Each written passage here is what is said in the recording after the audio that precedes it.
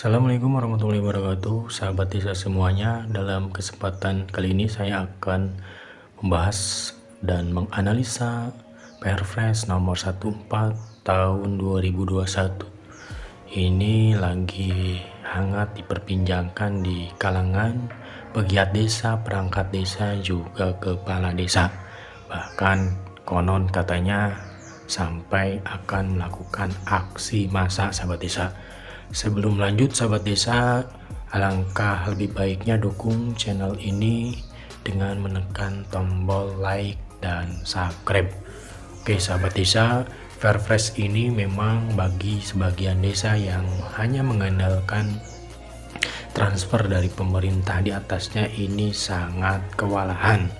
Artinya desa ini tidak memiliki penghasilan asli desa atau PADES, padahal sesungguhnya dana yang masuk ke desa ini tidak hanya melulu mengandalkan transfer dari pemerintah di atasnya, tetapi desa dengan adanya dana desa bisa menyertakan modal BUMDes, lalu kemudian untuk menghasilkan penghasilan asli desa, sahabat desa.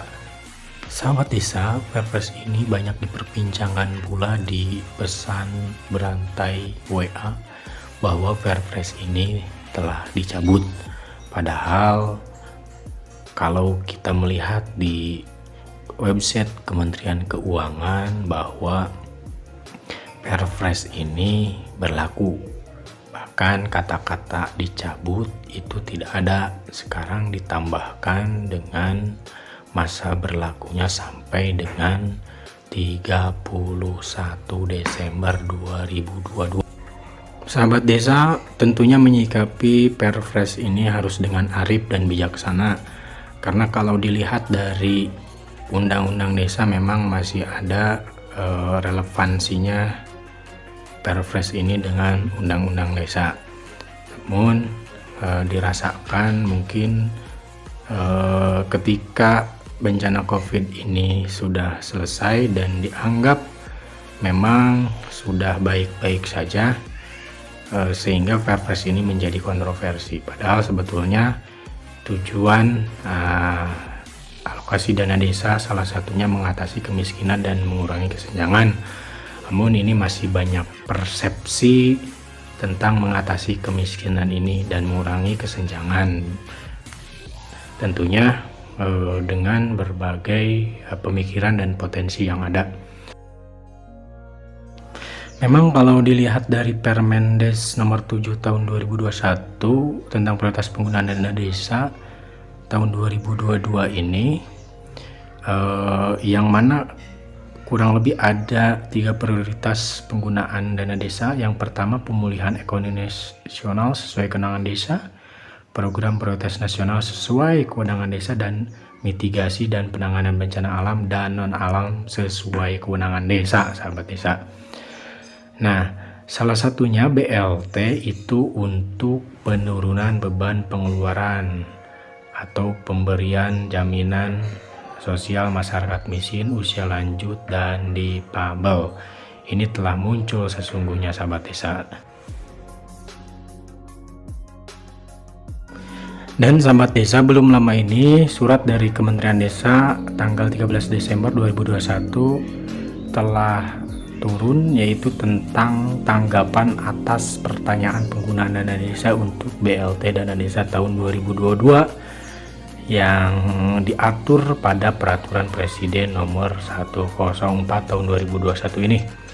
Ini hanya penegasan, sahabat desa, bahwa BLT dana desa ini tetap harus ada, bahwa BLT dana desa menjadi salah satu instrumen yang sangat penting dalam penanganan kemiskinan dan penuntasan kemiskinan ekstrim di desa, sahabat desa.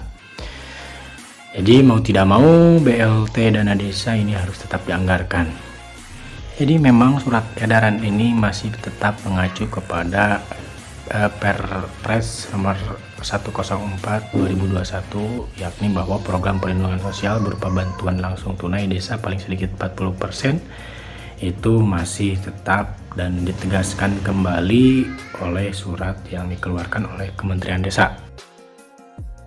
Kalau melihat di PMK 162 pasal 20F untuk mendukung penanggulangan kemiskinan ekstrim pada desa di 35 kabupaten, mudah-mudahan PMK yang akan datang untuk BLT juga semoga ini diberikan hanya untuk di 35 kabupaten yang mengalami kemiskinan ekstrim atau terdapat kemiskinan ekstrim sahabat desa, atau paling tidak kewenangan untuk BLT ini diserahkan kepada kewenangan desa kabupaten masing-masing sahabat desa sesuai dengan kewenangan desanya. Nah, kembali lagi ke Perpres nomor 104 tahun 2021 pasal 5 ayat 4 huruf P, yaitu program ketahanan pangan dan hewani paling sedikit 20% dari dana desa. Ini tidak lama lagi bisa saja dengan PMK yang terbaru, karena di Kementerian Desa telah muncul buku pedoman umum untuk desa peternakan umum terpadu untuk mengembangkan potensi ekonomi desa, termasuk di dalamnya potensi bahan pangan, dan terbukti desa menjadi penopang penting ketersediaan pangan. Maka peternakan terpadu ini sebuah solusi atau dijadikan solusi kebangkitan pemulihan ekonomi dimulai dari desa. Hadirnya PP 11 tentang BUMDes ini memberikan status badan hukum untuk BUMDes. Dengan demikian, BUMDes diharapkan menjadi motor penggerak untuk pemenuhan kebutuhan pangan di Indonesia. Peternakan terpadu berkelanjutan ini menggabungkan atau mengintegrasikan kegiatan pertanian, peternakan, perikanan, dan komunitas lainnya di dalam satu hamparan tempat. Bisa saja di tanah bengkok atau ulayat atau aset desa lainnya. Bisa saja di sewa ataupun lainnya. Nah, sasaran desa peternakan terpadu berkelanjutan ini adalah desa yang memiliki potensi sumber daya alam tentunya yang mendukung, serta sumber daya manusia yang mau dan mampu, karena tidak setiap orang ada yang mau dan tidak ada setiap orang juga yang mampu.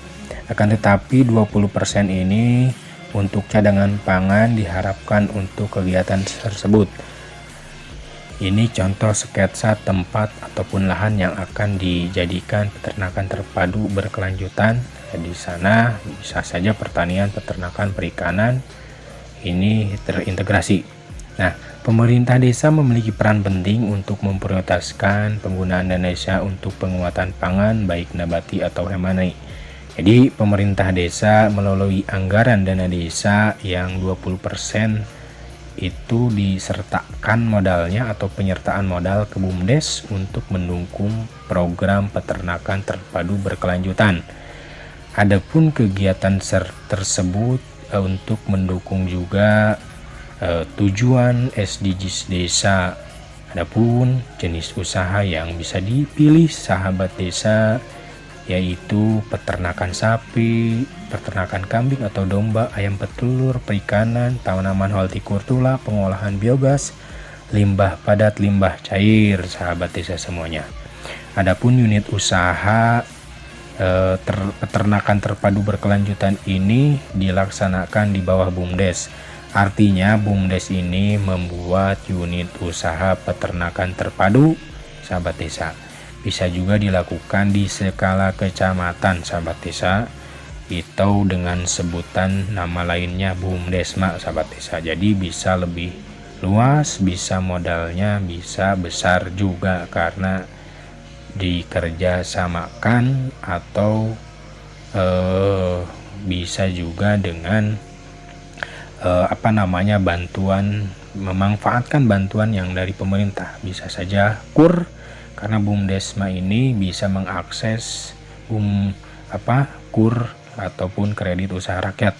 Jadi sahabat desa, anggaran 20% menurut Perpres 104 tahun 2021 ini bukan untuk kebencanaan ataupun keadaan darurat.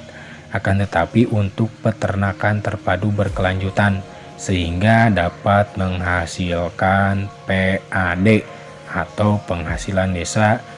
Untuk siapa PAD itu? Ya untuk desa dan tentunya untuk masyarakat desa, sahabat desa semuanya, sehingga kemudian hari jika dana desa ini tidak ada lagi anggaran yang ditransfer dari APBN, desa tidak kewalahan dan karena sudah memiliki PAD-nya sahabat desa.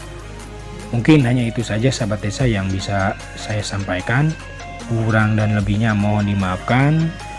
Akhir kalam, wabillahi muwaffiq, wassalamualaikum warahmatullahi wabarakatuh. Terima kasih sahabat desa untuk mendukung channel ini. Silahkan tekan tombol like lalu subscribe, karena sesungguhnya subscribe itu gratis sahabat desa. Assalamualaikum warahmatullahi wabarakatuh.